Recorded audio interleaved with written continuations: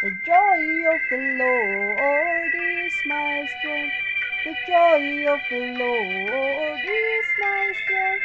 The joy of the Lord is my strength. For the joy of the Lord is my strength. The joy of the Lord is my strength. The joy of the Lord is my strength. The joy of the Lord is my strength. For the joy of the Lord is my strength. He gives me living water, and I thirst no more. He gives me living water, and I thirst no more. He gives me living water, and I thirst no more. For the joy of the Lord is my strength. He gives me living water, and I thirst no more. He gives me living water, and I thirst no more. He gives me living water, and I thirst no more. For the joy of the Lord is my strength. The joy of the Lord is my strength. The joy of the Lord is my strength. The joy of the Lord is my strength. For the joy of the Lord is my strength. He gives me living water, and I thirst no more. He gives me living water, and I thirst no more. He gives me living water, and I thirst no more. For the joy of the Lord is my strength. The joy of the Lord is my strength. The joy of the Lord is my strength. The joy of the Lord is my strength. For the joy of the Lord is my strength. The joy of the Lord is my strength. The joy of the Lord is my strength. The joy of the Lord is my strength. For the joy of the Lord is my strength. For the joy of the Lord is my strength. For the joy of the Lord is my strength. In moments like these, I sing out a song. I sing out a love song to Jesus.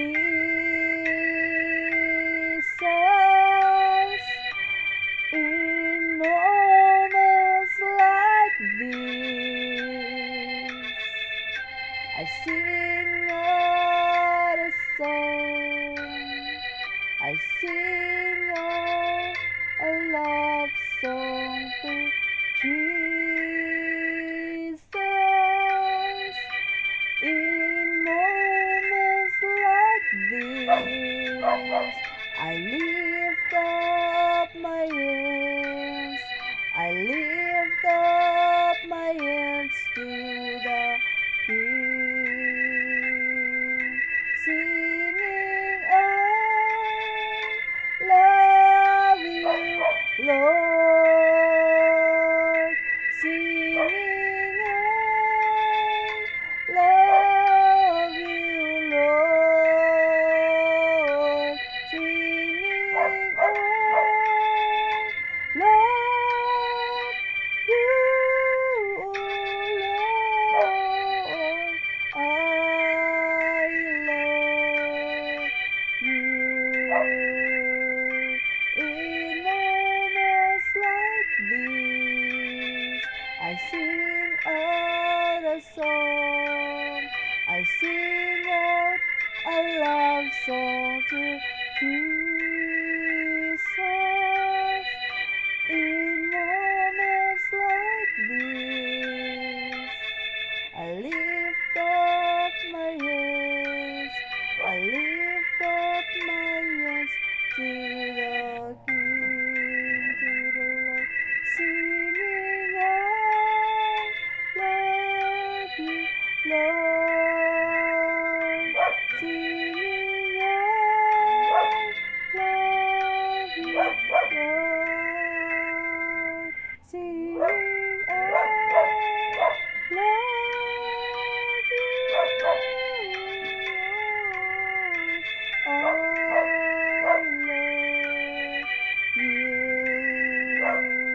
Singing, I love you, Lord. Singing, I love you, Lord. Singing, I love you, Lord. I love you. Lord, I love you. Yes, I love you, Lord. I love you, Lord. I love you, Jesus. I worship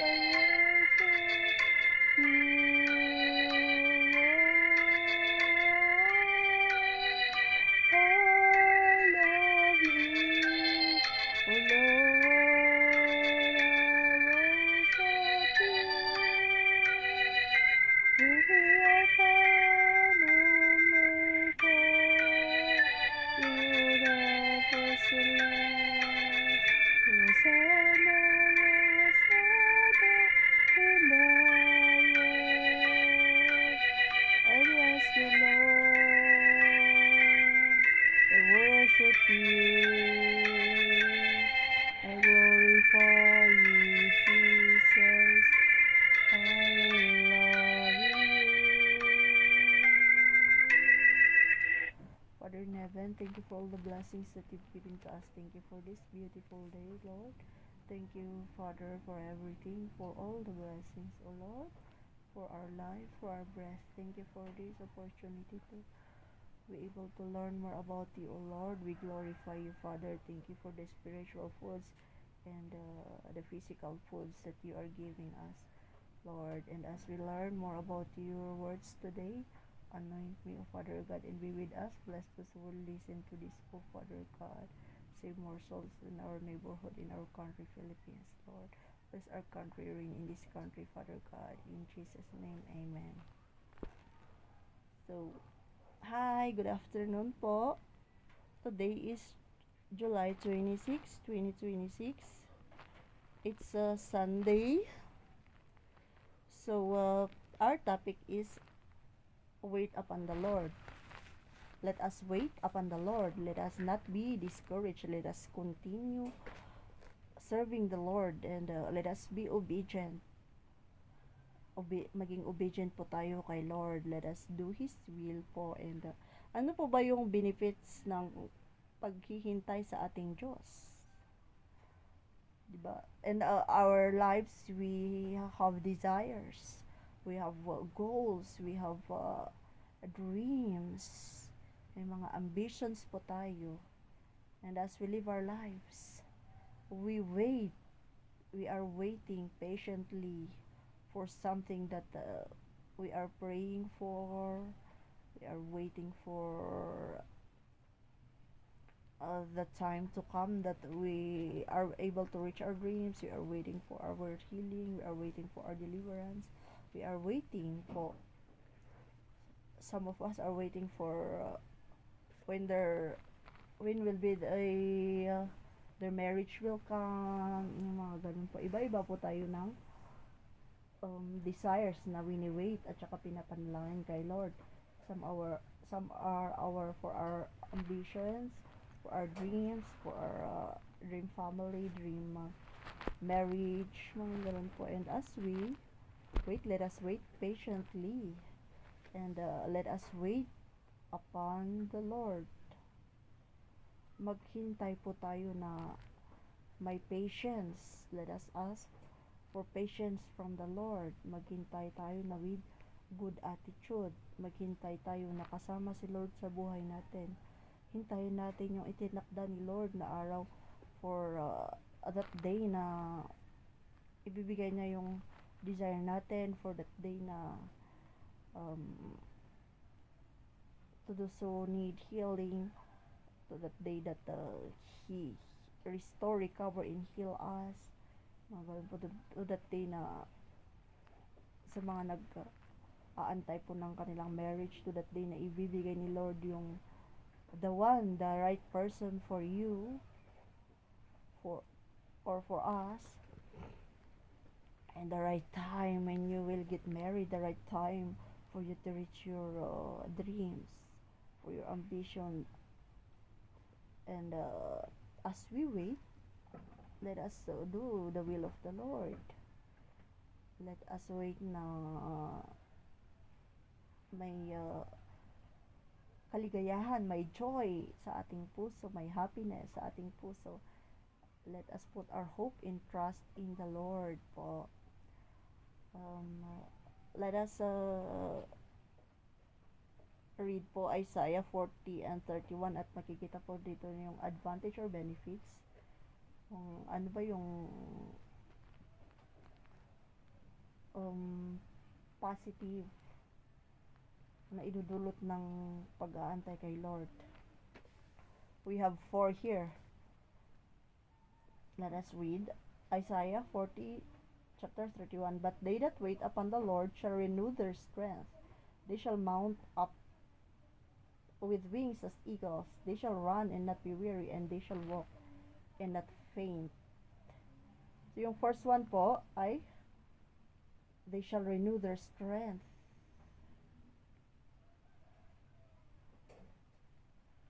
Marirenew po yung strength.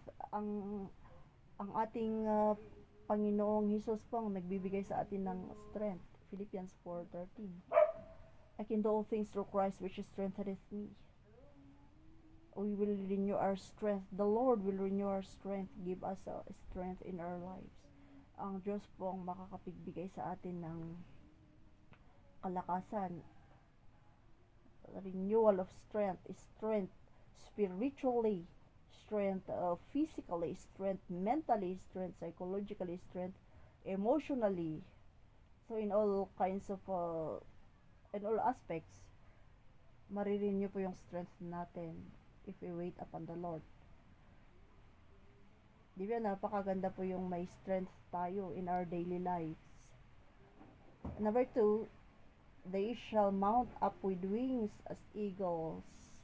They shall mount up with wings as eagles. Lilipad tayo na parang agila. Yung kanta po na Power of Love.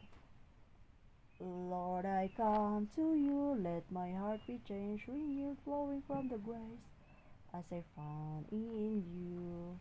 Lord, renew my mind, will unfold in my life and living every day. By the power of your love, hold me close. Let your love surround me. Bring me near, draw me to your side. And as I wait, I'll rise up like an eagle, and I will soar with you. Your spirit leads me on by the power of your love. So let us soar high with the Lord. Kasama natin ang Diyos sa pagsosoar high natin. We are soaring high. I-bless po tayo ni Lord na we are able to soar higher in our lives na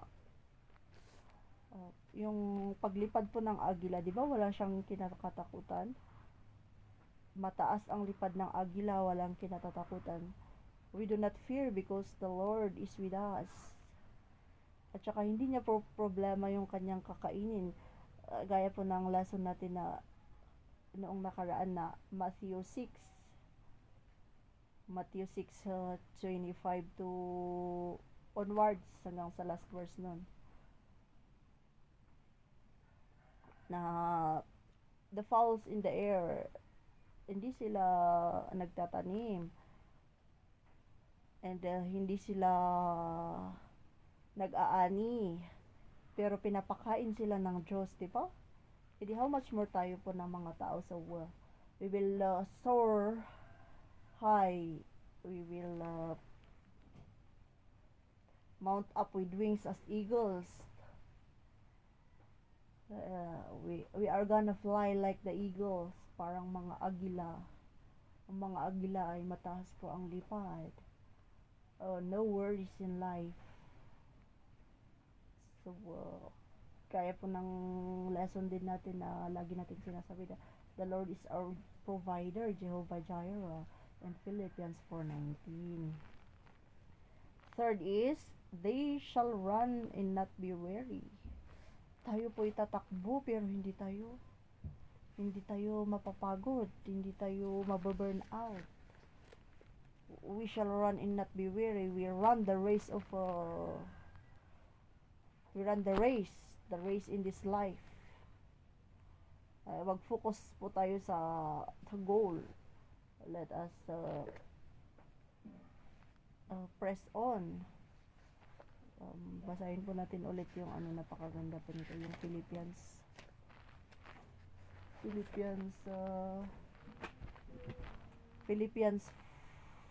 3:14. I-focus po natin yung goal natin sa let us fix our eyes on Jesus. Let us focus on eternity. Philippians 3:14, I press on toward the goal to win the prize for which God has called me heavenward in Christ Jesus. So, they shall run and not be weary. Pag maghihintay po tayo, if we are wait upon the Lord, let us run and not be weary. Hindi tayo mapapagod sa pagtakbo natin. Sa araw-araw na buhay natin, hindi tayo mapapagod sa pag-work hard natin. Pagtatrabaho natin, pag-aaral natin. Hindi tayo mapapagod sa ating ministry, sa ating pag-serve kay Lord. And they shall walk and not faint. Tayo po ay maglalakad at hindi tayo mapapagod, hindi tayo mahihimatay. We are still strong because the Lord gives us strength.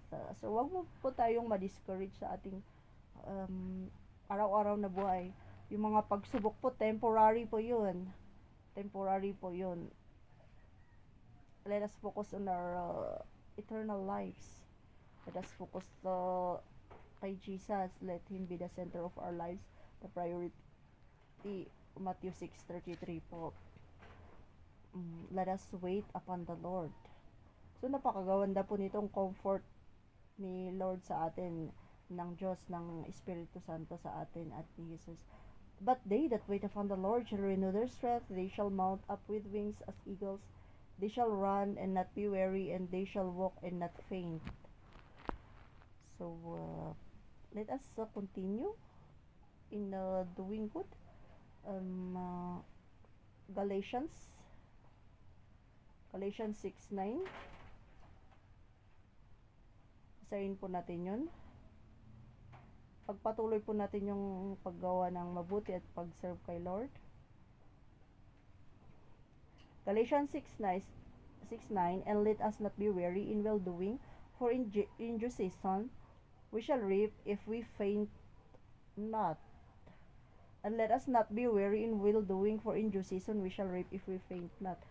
So, wag po tayong mapagod sa paggawa ng mabuti. Wag po tayong mapagod sa mamahal sa ating Diyos, sa pagsamba kay Lord, at sa pagtulong sa mga mahihirap, sa paggawa ng mabuti. Wag po tayong mapapagod sa araw-araw na buhay natin. Let us continue serve the Lord and doing His will. For in due season we shall reap. Sa tamang panahon, we shall reap. Magbubunga po yung ating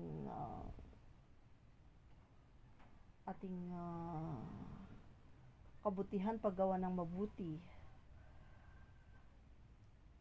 Eternally po yung promise ni Lord sa atin. Whether maganda man or naghihirap po yung sitwasyon natin, mahirap yung sitwasyon natin dito sa mundo, may pangako po ang Diyos na eternal life. Let us accept the Lord Jesus Christ, our personal Lord and Savior. Let us repent, ask forgiveness. John 3:16, for God so loved the world that he gave his only begotten Son, that whosoever believes in him should not perish but have everlasting life. So, dito sa last phrase ng Galatians 6 verse 9, if we faint not. So, wag po tayong ma-discourage, wag po tayong mawala ng pag-asa. Habang may buhay, may pag-asa po. Let us put our hope in the Lord. Let us wait upon the Lord. Kasi napakaganda po yung mabuhay na meron ang Diyos sa ating buhay. He is the one who provides our needs. Lagay po nating sinasabi yan. Philippians 4:19. And siya rin po yung tumutulong sa atin. Jehovah Nisi, our victory. Exodus 14:14. Siya po yung mag-fight sa ating battles. We only need to be still. So, continue your faith. Do not be discouraged. Be encouraged. Huwag po tayo mawala ng pag-asa.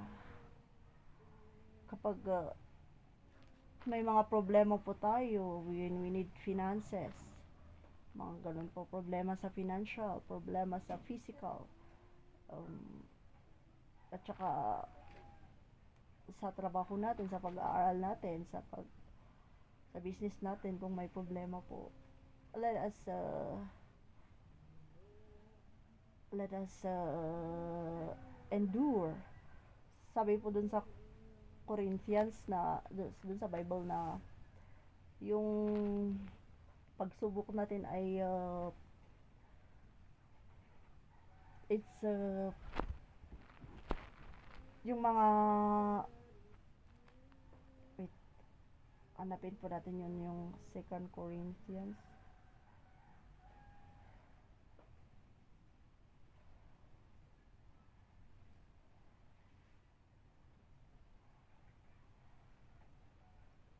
Second Corinthians chapter 4 verse 17 to 18. Yung mga present hardships are momentary in light. Basahin po natin 2 Corinthians 4:17 to 18.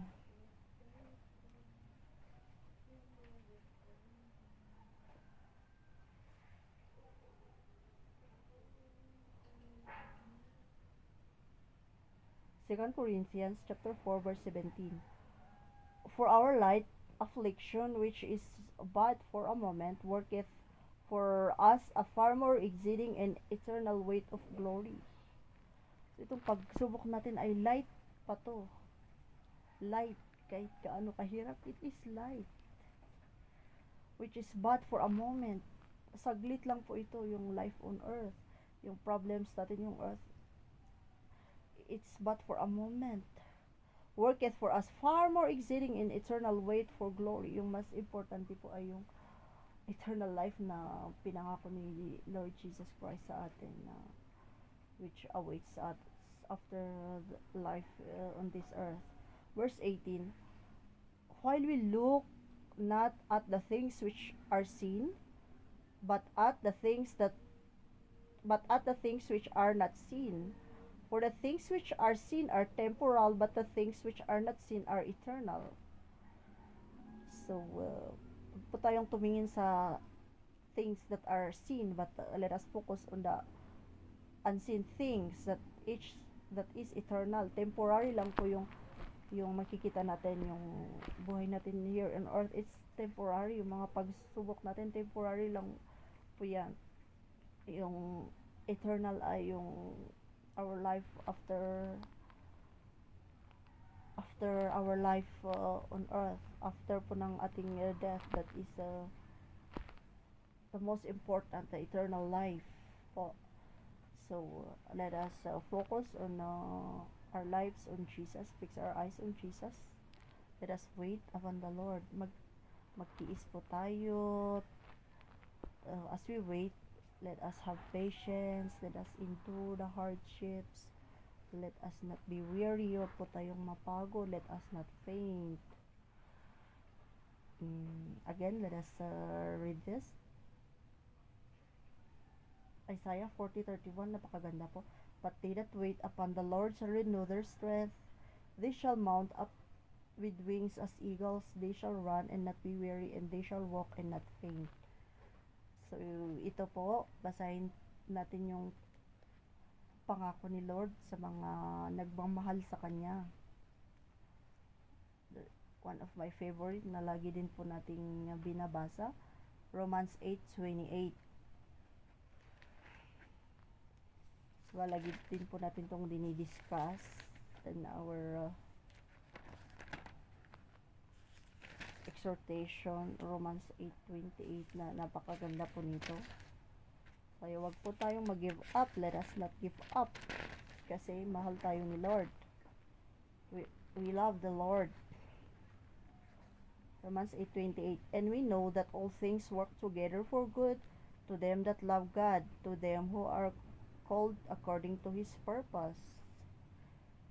So, ang Diyos ay tutulong sa atin.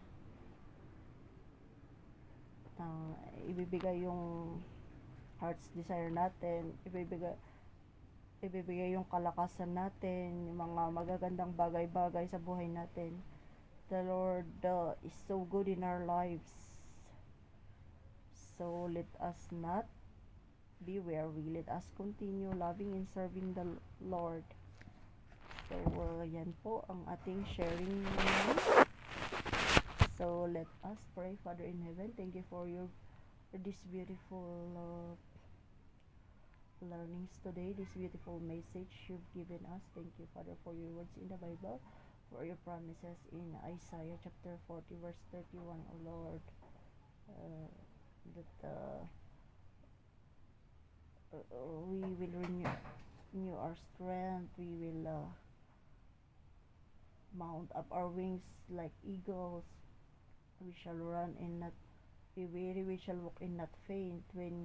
As we wait upon you, O Lord, thank you, Father, for these promises of Father God in Romans 8:28, O Lord, and in Galatians 6:9, O Lord, in 2 Corinthians 4:17 and 18. Thank you for all your promises in Matthew chapter 6, O Lord. We bless you, we glorify you, we bless your word.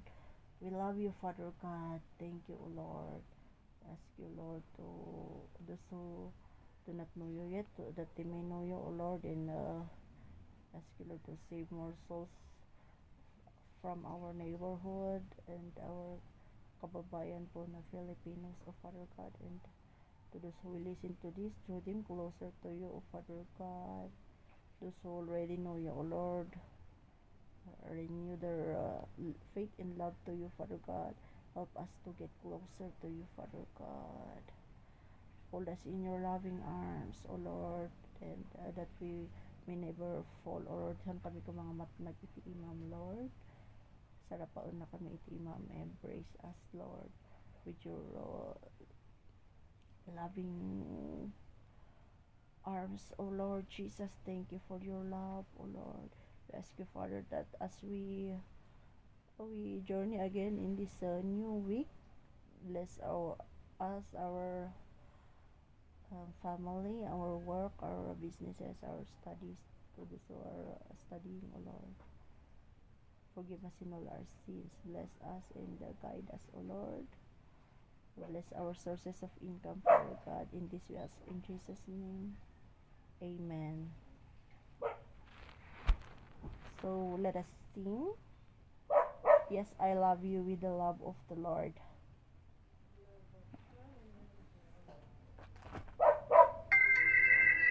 Oh, I love you with the love of the Lord.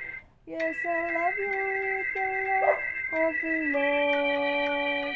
I can see you, the glory of my King. Yes, I love you with the love of the Lord. Oh, I love you with the love of the Lord.